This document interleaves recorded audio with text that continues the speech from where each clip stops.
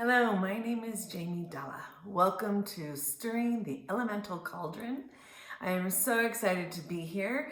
So I want to give you a little information about me first, just so that you know who you're learning from. I began my Wiccan journey in 1988 at the Eye of the Cat in Long Beach, where I took Wicca 101 classes. And then after a couple of years of studying, I lived the magic. I went to sabbats, I created my own spells, and then eventually I wrote the Wicca cookbook. In 2000, that came out, Recipes, Ritual, and Lore, and it's basically a potluck of cooking. And I always believed from the very beginning that your intention is one of the most important ingredients that you can ever utilize for any recipe, whether that's breakfast or a potion, or even some self-care for yourself. A couple of other books that I've written are A Box of Magic, which recently came out, and the Book of Spells. So let's get started. Now, Stirring the Elemental Cauldron is a workshop that I have designed based on the Wicca cookbook primarily because it is really about learning to be very present when you are cooking and when you're in the kitchen and doing your magic. I consider myself a hearth witch. So a hearth witch is a combination of a kitchen witch and a green witch. So a kitchen witch is someone who uses alchemy to create whatever it is that they're going to be creating. They're going to be changing things and bringing things together. And then the green witch is someone who listens to herbs, who creates herbal allies, whether that's marigold or rosemary or even some lavender right there. So it's really about connecting with the life force that lives in all of our things and working with as much fresh ingredients as possible, which also means fresh herbs. Now, a lot of us will think, oh, I could go to the farmer's market and get fresh oranges, but what about buying directly from the herbal farmer? Now, my cousin runs Oshala Farm, and I'm always recommending them because I know about their practices. They're sustainable, they're regenerative. She even went after Monsanto. And so I think getting herbs that are cultivated with such consciousness is really the best way to work with them in your cooking and your potion making. And if you're not going to be growing them yourselves, that is. I just started growing some of my herbs and wild crafting the herbs that are around where I live. So for example, I have a lot of rose hips going off right now. And we are making tons and tons of medicine with rose hips.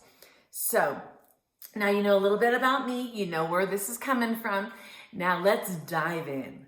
The very first thing that you want to do for your kitchen witch rituals is really to be present, to take a moment to breathe in and breathe out. Now we can't always do a full circle for every single time that we're going to make something because that doesn't make sense. But we can take a couple of deep breaths. We can be conscious and relate to what's most important is, again, our intention, our focus.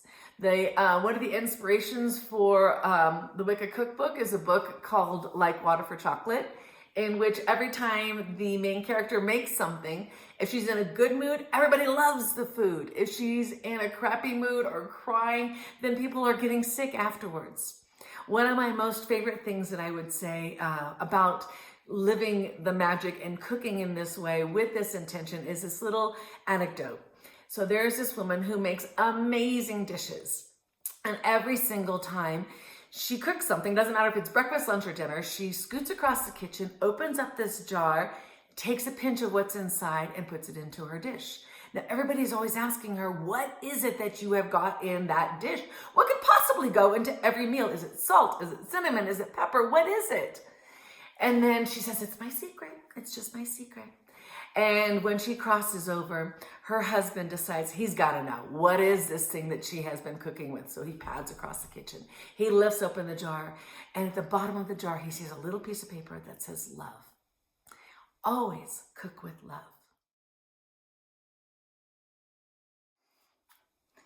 In the Wicca cookbook, I wrote, According to ancient earth-based traditions, a deep-seated spirituality has always been part of food preparation. When cooking is combined with ceremonial significance, it transforms an ordinary task into an extraordinary connection with the divine source. So let's take a moment, a deep breath here, and we're going to do a guided meditation that you can practice each time you sit down or each time you begin to cook, whatever it is. It might even be when you sit down for your meal, up to you. So now close your eyes, take 3 deep breaths.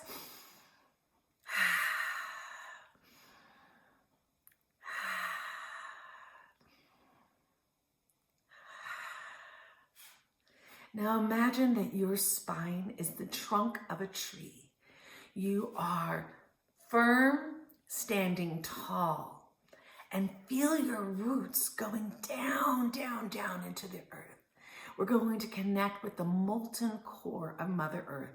So imagine these roots extending through the earth, extending to the multiple layers, all the way down to the center of the earth, where there is this fiery, beating heart of the mother. This is the mother goddess energy. And now we're going to pull that energy up. You're going to pull it up through your root system, all the way up to your toes, to your knees, all the way up to your heart, to your shoulders, and then poof, up out of the top of you grows these beautiful branches. Amazing branches. You are a tree. And feel this energy rising up you, out through your branches, back down to the earth. Pulling up that energy again. Up through the earth, up through your toes, up through your knees, up through your heart, up to the top of your head, out to the branches. Around it goes this cyclical energy. And you can say, source to source, flow through me, above to below, turn to return, clearly face to grow. As I will it, I make it so. By my will, so mote it be. You can always have that one. I love this mini ritual to get started. And now for the next thing that we're going to do is blessing the boline, or the athame, or the athame, however you say it. You can always do blessings with your scissors if you're going to be cutting the herbs, or if you're going to be pruning something, you can do it with your pruning shears. And we use all the elements in this consecration and this dedication for using these tools for our magical practice of cooking. Alchemy at its finest. So your athame is your ritual knife. It is something that you would always use in magic. It can be used to create your sacred space. It can be used to cut open a door if you need to leave the magical space and then re-enter. It's also an athame, a black-handled knife, is often what you might end up using in the kitchen. Just comes from my knife set. But when I want to use it for a magical purpose, I like to bless it with the 4 elements. And you can do that with a boline, which is considered a white-handled knife that is often used to cut herbs. But you can also bless your scissors if you're cutting, I don't know, I cut bacon in half sometimes when I want to put it, and yes, I do eat bacon. I love bacon. Who doesn't love bacon? Maybe you don't, I don't know. Anyways, you can also have pruners. You can bless your pruners. So when you are going to prune your herbs, because I have always heard that the fae folk don't like iron. So I like to bless my knives or my scissors or my pruners, whatever I'm using when I'm working with herbs, even if I'm cutting lettuce or rosemary, it doesn't really matter. But I like to bless with the 4 elements, and we're going to begin with air. And you just move it through the smoke. And you can say whatever little incantation you want, or you don't have to. Essentially, what you're doing is you're bringing in the energy of air, bringing in new beginnings, bringing in intelligence and wit, and maybe good conversation if that's what you need for your meal preparation. The next one is that we would pass the athame or athame, however you say it, it really doesn't matter, you're going to be fine, through fire. So, pass this athame through the flame. Let it feel that heat. Let it bring in the passion of your fire. And you can always choose one particular thing over the other. Like if, for example, if you needed one elemental energy more than another, then you would focus on that. You can then take some water and plunge your knife into the water. Yes, yes. And bring in those emotions and feelings. And then finally, you can do this either two ways. You can either, I'm going to grab it. This big rose quartz, and you can do this to bring in the energy of earth. Or if you choose and prefer, you can sprinkle it with salt. Up to you. This way, that would bring in the grounding energy, maybe the energy that you need to establish a little bit more groundedness. And that is those are the 4 ways to work with blessing the boline or the athame, your scissors, your pruners, any knife you need. Another one of my super favorite and easy ways to bring in magic into your cooking is just watching the way that you stir the spoon. So if you stir your spoon in a clockwise direction, sunwise, you are gaining energy and you are pulling in the energy that you want. If you decide to stir your spoon in a counterclockwise direction, then what you're doing is you're banishing or getting rid of something. So maybe if you wanted to begin by banishing and going counterclockwise first, getting rid of fears, getting rid of nervousness, whatever it might be, then you can do that first, but then nature abhors a vacuum, always. And you're gonna wanna fill that up with something. So then you can switch to a clockwise direction to bring in the energy that you want. Another thing that you can do is you can draw pentacles, different pentagrams, pentacles, both of them, into your bowl, into what you're stirring up. So if you did an earth evoking stirring of your pentacle, that would be for a need for grounding, for family and help of your ancestors. If you work with an earth banishing pentacle, then that's because you're feeling weighted down by the world and work itself. If you do a water evoking pentacle, then this is a need for compassion and understanding.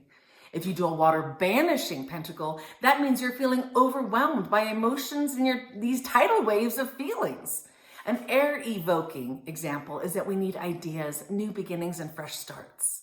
An air banishing example is that we feel irritable and itchy. A fire evoking example is that we need more sensuality and pleasure and passion. So this would be all your aphrodisiac meals. And fire banishing example is that we're feeling too much anger and too much frustration and that hotness. Magic is literally everywhere you look. Everywhere you look, there's the potential and the possibility to find a connection, to create something that you didn't know that you could possibly do. So one of the easiest ways, a little mini kitchen witch ritual that I do every single time I make eggs, is I save the shells in my mortar and pestle. I let them dry a couple of days because otherwise they're really gooey. And then I crunch them up. Oh, they always fly out like that.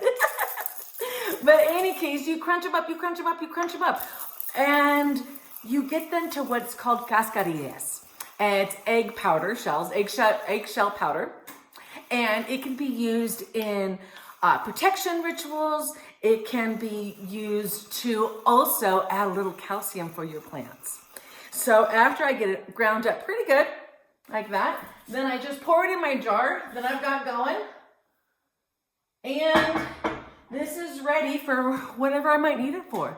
If I want to sprinkle it around my house as protection, if I want to just put it at the front doors, or if I want to circle it around any plant that needs a little extra loving, whether it's my intention or the calcium that's going to help it grow, that is a little bit of magic that you can add to every day. Not too bad, huh? We got rose hips. Another practice that I love to do when I'm cooking is to visualize the deva, or the spirit energy of each plant. So like I said earlier, I've been collecting a lot of rose hips. These are rose hips. And what we've been doing with these is I've been making tea and simple syrups.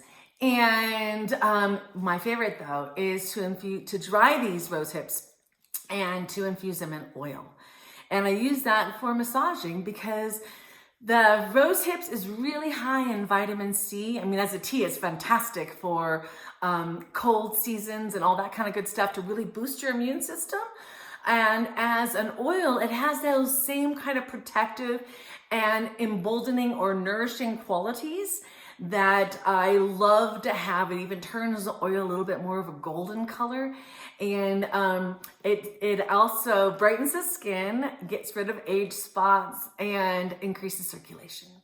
So whatever you are doing, whether you are just cooking from things from your farm, from your own garden, or from the farmer's market or the grocery store, do your part to try to remember, what did this plant look like when it was alive in the garden?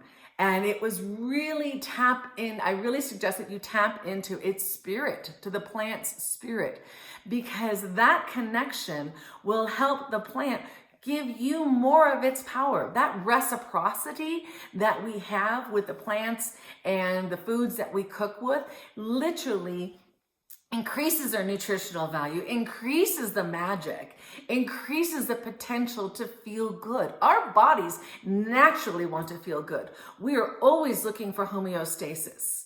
And so part of that homeostasis, part of that balance and feeling good is about recognizing that we belong to this earth, that these plant allies are truly our friends. And that when we work with them and acknowledge them as friends, they lend more of their power to us. In the same way that you wouldn't ask a complete stranger to take you to the airport, you would normally ask a friend or a family member. The same is true when you're working with herbs. Become their friends, become their family members, and they will lend more of their magic to you.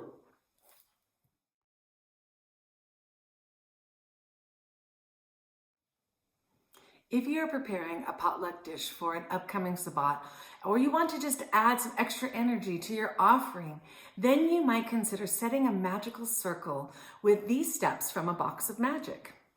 First step is set up an altar in the middle of where the magical circle where you'll be cooking will take place, because this announces to all the spirits who live with you that there's a party, there's some amazing magic about ready to happen in your kitchen. It summons your guides to be with you and helps you get in the mood. Step 2, bless, cleanse, and protect yourself and all the tools that you're going to use, even around your food, like we did with the blessing of athame. You can even do that with all the food that you have or the table. This releases the stresses of the day, and you can even choose to anoint your third eye with a little bit of oil, because this helps you to be present and to see everything that happens without judgment, with an open-mindedness. Third, you draw a magical circle with an athame, a sword, or just two fingers, just your two extended fingers, to draw all around the kitchen that casts a protective circle that affirms your authority to create and claim a sacred space. Number 4, invite the God and Goddess, the 4 elements, and your spirit guides, and this is however you want to do it. The way I learned in Wicca was, all hail ye guardians of the eastern quadrant, I do stir, summon, and call you forth that you may bear witness to this celebration, to this cooking, to this feast, to whatever it might be. Bless us with your energy of the east, of new beginnings, of inspiration. You can do this for each of the 4 directions, or you can just welcome them in whatever way feels right to you. You welcome in the God and the Goddess as the divine male and the divine female that exists within you and everybody else. We do this to activate the divine male and the divine female within us to be present. And asking our spirit guides to be there reminds us that we always have help nearby. Step 5, set up the cone of power. Visualize a connection to the divine. Imagine that you are surrounded by a silver white light that rises up, up, up, up, up to the top where there is a star. And from this star, you hook onto it, just like we hooked onto the molten core of Mother Earth. But this time, you're going to let that star energy just rain down on you like a cone, like a witch's hat. And this provides a protection. It allows you to know that you cannot be interrupted in this space because you are in sacred communication with the divine. And from thought to manifest, this barrier prevents distractions while we maintain a crystal clear vision of our desire. Number 6 is the work itself. This is where you begin to cook.